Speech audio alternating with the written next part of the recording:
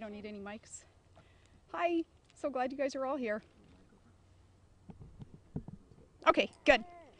Appreciate you all being here, and I just want to say hi to Alaska. I appreciate speaking directly to the people that I serve as governor. And I thank you all for coming here today on the shores of Lake Lucille. This is a source of inspiration for my family and for me. And I'm thankful that Todd flew in last night from commercial fishing grounds in Bristol Bay to stand by my side, as always. It's the eve of our celebration of independence as a nation. It's a time to remember our nation's dear souls who sacrificed so selflessly so that we all may live in freedom.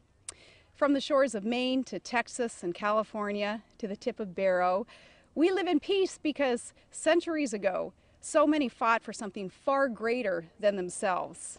And so many continue to fight for us today. So I say, God bless our military on this eve of Independence Day. Well, people who know me know that besides faith and family, nothing is more important to me than our beloved Alaska. Serving her people is the greatest honor that I could imagine. I want Alaskans to really be able to grasp what can be in store for our state. We were purchased as a territory because a member of President Abraham Lincoln's cabinet, William Seward, he providentially saw in this great land vast riches and beauty and strategic placement on the globe and opportunity.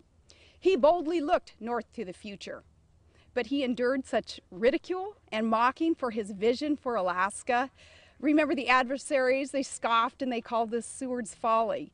Seward withstood such disdain as he chose the uncomfortable, unconventional, but right path to secure Alaska so that Alaska could help secure the United States. Alaska's mission? To contribute to America. We're strategic in the world as the air crossroads of the world, as a gatekeeper of the continent. And bold visionaries, they knew this, and they knew that Alaska would be part of America's great destiny. Our destiny to be reached by responsibly developing our natural resources. This land, blessed with clean air and water and wildlife and minerals and oil and gas. It's energy. God gave us energy. So to serve the state, it is such a humbling responsibility, because I know in my soul that Alaska is of such import for America's security in such a volatile world today. And I know that you know me by now. I promised 4 years ago that I would be showing my independence and there would be no more conventional politics as usual. We are doing so well, my administration's accomplishments. They speak for themselves. We work tirelessly for Alaskans. We aggressively and responsibly develop our resources because they were created to be used to better our world, to help people. And we protect the environment and Alaskans, the resource owners, foremost with our policies. Here's some of the things that we have done. We created a Petroleum Integrity Office to oversee safe development. We held the line for Alaskans on Point Thompson, and finally, for the first time in decades, you're seeing drilling up there for oil and gas. We have a GIA, the gas line project, a massive bipartisan victory. The vote was 58-1, also succeeding as intended, protecting Alaskans as our clean natural gas will flow to energize Alaska and America. It's through very different than what had happened before. This time it's through a very competitive pro-private sector project. This is the largest private sector energy project ever. This is energy independence. And ACES, another bipartisan effort. It's working as intended, and industry is publicly acknowledging its success. Our new oil and gas clear and equitable formula, it's so Alaskans will no longer ever be taken advantage of. ACES incentivizes new exploration and development and jobs that were previously not going to happen, not with a monopolized North Slope oil basin. We cleaned up previously accepted unethical actions, and we ushered in bipartisan ethics reform. We also slowed the rate of government growth. We worked with the legislature to save billions of dollars for our future. And I made no lobbyist friends with my hundreds of millions of dollars in budget vetoes, but living beyond our means today is irresponsible for tomorrow. We took government out of the dairy business. We put it back into the private sector's hands where it should be. We provided unprecedented support for education initiatives. And with the right leadership, we finally filled long vacant public safety positions. We built a sub-cabinet for climate change, and we took heat from outside special interests for our biologically sound wildlife management for abundance practices, predator control. We broke new ground on the state's new prison. And we made common sense conservative choices to eliminate personal luxuries, things like the jet and the chef and the junkets and the entourage. And the lieutenant governor and I, we said no to our pay raises.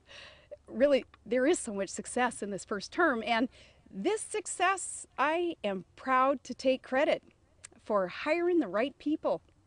Our goal was to achieve a gas line project and more fair oil and gas valuation and ethics reform in 4 years. We did it in 2, and it's because of the people, the good people, good public servants surrounding the governor's office with servants' hearts and astounding work ethic. They are Alaska's success. And we are doing well. And I really wish that you would hear more from the media, more from the media of your state's good progress and how we tackle outside interests, special interests daily we're tackling, those interests that would stymie our state, even those debt-ridden stimulus dollars that would force the heavy hand of federal government into our communities with an all-knowing attitude. I've taken the slings and arrows with that unpopular move because to veto that, it was the right thing to do, because I know being right is better than being popular, and it wasn't a popular stand to take, but some of those dollars would harm Alaska, and they harm America. I resisted those dollars because of the obscene national debt that we're forcing our children to pay because of today's big government spending. It is immoral, and it doesn't even make economic sense.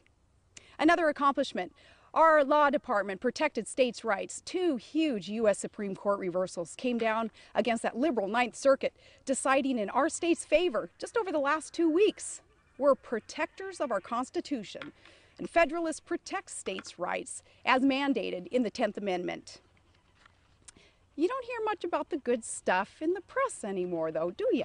Some say things changed for me on August 29th last year, the day that John McCain tapped me to be his running mate, and it was an honor to stand beside a true American hero. I say others changed, and let me speak to that for a minute. Political operatives descended on Alaska last August, digging for dirt. The ethics law that I championed became their weapon of choice. Over the past 9 months, I've been accused of all sorts of frivolous ethics violations, such as holding a fish in a photograph, or wearing a jacket with a logo on it, and answering reporters' questions. Every one of these, though, all 15 of the ethics complaints have been dismissed. We have won, but it hasn't been cheap. The state has wasted thousands of hours of your time and shelled out some $2 million of your dollars to respond to opposition research. And that's money that's not going to fund teachers or troopers or safer roads. And this political absurdity, the politics of personal destruction, Todd and I, we're looking at more than $500,000 in legal bills just in order to set the record straight. And what about the people who offer up these silly accusations? It doesn't cost them a dime, so they're not going to stop draining the public resources, spending other people's money in this game. They won't stop. It's pretty insane. My staff and I spend most of our day, we're dealing with this stuff instead of progressing our state now.